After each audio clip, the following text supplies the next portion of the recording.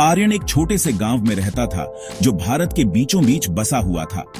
हरे भरे खेत दूर दूर तक फैले हुए थे। हवा में हमेशा चिड़ियों के गाने और बच्चों की हंसी की गूंज रहती थी। जिंदगी साधारण थी लेकिन अच्छी थी। आर्यन के दिन धूप की गर्मी और परिवार के प्यार से भरे रहते थे। उसकी माँ, एक शांत और मजबूत महिला, उसकी सबसे अच्छी दोस्त थी। उसने उसे अपने आसपास की दुनिया के बारे में सिखाया। उसने उसे देवी देवताओं की कहानियां सुनाई जो उन पर नजर रखते थे। सबसे महत्वपूर्ण बात, उसने उसे प्यार के बारे में सिखाया। प्यार, उसने कहा, दुनिया की सबसे ताकतवर चीज है। यह भगवान का अंश है जो सभी प्राणियों में बहता है। उसने उसे प्रकृति की सुंदरता में भगवान को देखना सिखाया। उसने उसे धूप की गर्माहट में भगवान को महसूस करना सिखाया। आर्यन की मां खुद प्यार का रूप थी। उनका स्नेह और देखभाल हर किसी के लिए एक मिसाल थी। वो जो भी करती थीं, उसमें अपना पूरा दिल लगा देती थीं। चाहे वो बगीचे में फूल लगाना हो या घर की सफाई करना, हर काम में उनकी मेहनत झलकती थी। वो अपने छोटे से घर की देखभाल बड़ी लगन से करती थीं। हर पौधे को पानी देना और हर कोने को साफ रखना उनकी दिनचर्या का हिस्सा था। वो सभी जीवित चीजों के साथ दया और सम्मान से पेश आती थीं। चाहे वो आवारा कुत्ते हों या बगीचे में चिड़ियां, सबको उनका प्यार मिलता था। आर्यन ने उन्हें देखकर बहुत कुछ सीखा। उसने देखा कि कैसे उसकी मां हर काम में अपना दिल लगाती थी और दूसरों की मदद करती थी। वो अक्सर आर्यन को गांव के मंदिर ले जाती थी। वहां की शांति और पवित्रता आर्यन के मन को बहुत भाती थी। वहां धूप की खुशबू और प्रार्थनाओं के बीच उसे शांति का एहसास होता था। मंदिर का वातावरण उसे सुकून देता था। वो ध्यान से सुनता था जब पुजारी भगवान कृष्ण दिव्य बांसुरी वादक के बारे में बात करते थे। उसकी आंखों में चमक आ जाती थी। उसने कृष्ण के राधा के लिए प्यार और गांव वालों के साथ उनकी नटखट शरारतों की कहानियां सुनी। ये कहानियां उसे बहुत पसंद थीं। आर्यन दुनिया की अच्छाई में विश्वास करते हुए बड़ा हुआ। उसने सीखा कि कैसे दूसरों की मदद करनी चाहिए और सबके साथ अच्छा व्यवहार करना चाहिए। उसने अपनी मां की आंखों में प्यार देखा। उसकी मां की आंखों में एक अलग ही चमक थी जब वो उसे देखती थी। उसने इसे उनके कोमल स्पर्श में महसूस किया। उनकी मां का हर स्पर्श उसे सुरक्षा और स्नेह का एहसास दिलाता था। दुनिया, जैसा उसकी मां ने उसे बताया था, प्यार और दिव्य कृपा के धागों से बुनी हुई एक सुंदर रचना थी। उसकी मां ने उसे सिखाया कि जीवन में प्यार और दया का कितना महत्व है। जैसे जैसे आर्यन बड़ा होता गया, उसने अपने गांव से बाहर की दुनिया को एक्सप्लोर करना शुरू कर दिया। वो पास के शहर में गया। उसने ऐसी चीजें देखी जिससे वो कंफ्यूज हो गया। उसने गरीबी और भूख देखी। उसने लोगों को एक दूसरे के प्रति बुरा व्यवहार करते देखा। एक दिन उसने कुछ लड़कों को एक आवारा कुत्ते को परेशान करते देखा। वे उस पर पत्थर फेंक रहे थे। यह देखकर आर्यन का दिल दुखी हो गया। इसमें प्यार कहां था? वो दया कहां थी जिसके बारे में उसकी मां हमेशा बात करती थी? दुनिया, उसे एहसास हुआ, उतनी सरल नहीं थी जितनी उसने सोची थी। यह विरोधाभासों की जगह थी। यहां सुंदरता और क्रूरता, दया और क्रूरता दोनों थी। आर्यन के सीने में उलझन की गांठ सी पड़ गई। उसने जो कुछ भी सीखा था उस पर सवाल उठाने लगा।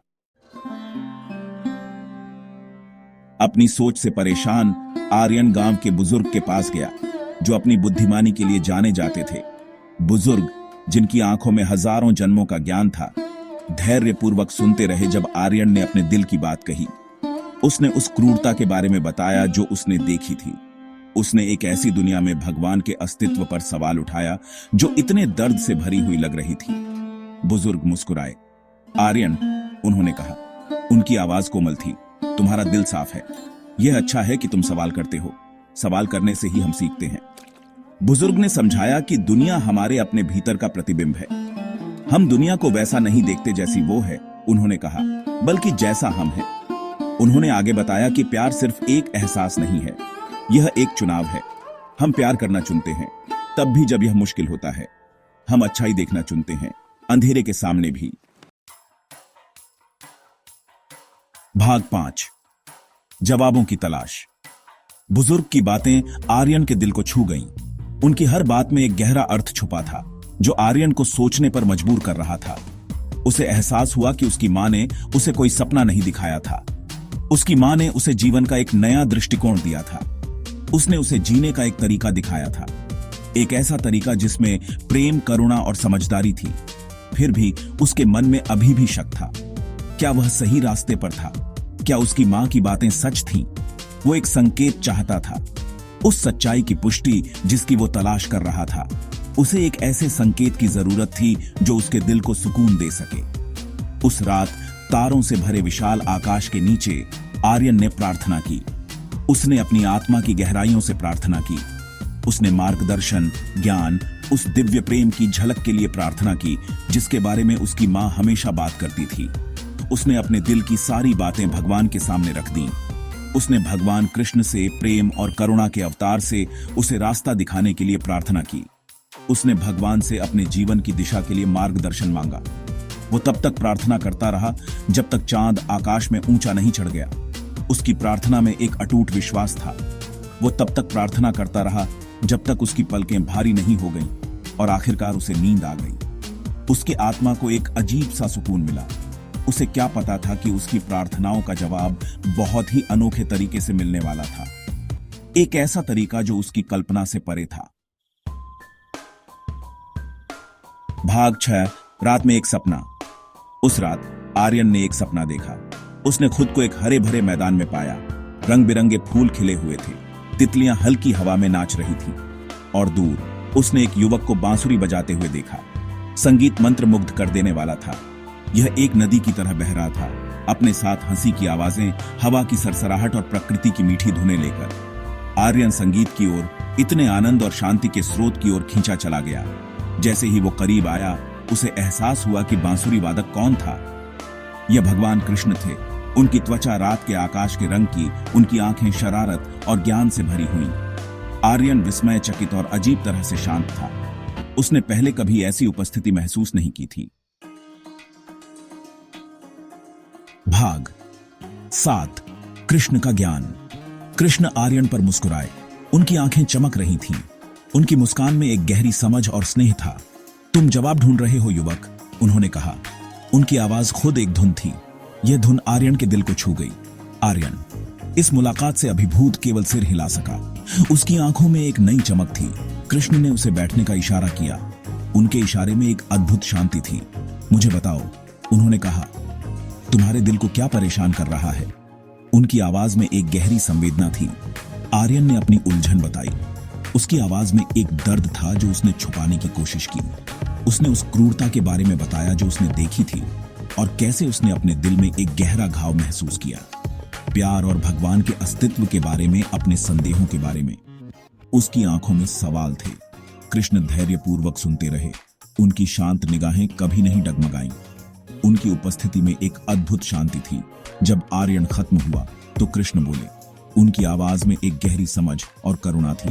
दुनिया प्रकाश और छाया का मिश्रण है, उन्होंने कहा। यह संतुलन ही जीवन की सच्चाई है। केवल एक को देखना केवल आधा सच देखना है। हमें दोनों को स्वीकार करना चाहिए। प्यार, मेरे बच्चे, कोई गारंटी नहीं है। यह एक यात्रा है, एक अनुभव। यह एक चुनाव है जो हम हर दिन करते हैं। यह हमारे छोटे छोटे कार्यों में प्रकट होता है। यह दया के छोटे छोटे कामों में जो हम दूसरों के लिए करते हैं, हमारे द्वारा दी जाने वाली माफी में जो हमारे दिल को हल्का करती है, हमारे द्वारा दिखाई जाने वाली करुणा में है कि प्यार खुद को प्रकट करता है। यह हमारे जीवन को अर्थ देता है। भाग 8। प्यार का असली रूप। कृष्ण ने जारी रखा, जैसे एक माली अपने बगीचे की देखभाल करता है, अपने पौधों का ध्यान रखता है, वैसे ही हमें अपने दिलों के बगीचे का भी ध्यान रखना चाहिए। हमें नफरत, ईर्ष्या और क्रोध को दूर करना चाहिए। हमें प्यार, करुणा और क्षमा का विकास करना चाहिए। भगवान तुमसे अलग नहीं है आर्यन। वो तुम्हारे भीतर हैं, तुम्हारे दिल की हर धड़कन में, तुम्हारी हर सांस में। भगवान को देखने के लिए तुम्हें अपने दिल की आंखों से देखना सीखना होगा। आर्यन ध्यान से सुनता रहा, कृष्ण के शब्दों को आत्मसात करता रहा। वो समझने लगा, प्यार कोई मंजिल नहीं बल्कि एक सफर था। यह एक दैनिक अभ्यास था, दयालुता चुनने का, अच्छाई देखने का, क्षमा करने का एक सचेत प्रयास था। भाग 9। एक बदला हुआ दिल। जब आर्यन उठा तो सपने की याद उसके दिमाग में ताजा थी। उसने एक ऐसी शांति महसूस की जो उसने पहले कभी नहीं जानी थी। उसे एहसास हुआ कि उसकी मां हमेशा सही थी। प्यार ही जवाब था, यही भगवान का सार था। आर्यन अपने जीवन में लौट आया, लेकिन वो अब पहले जैसा नहीं रहा।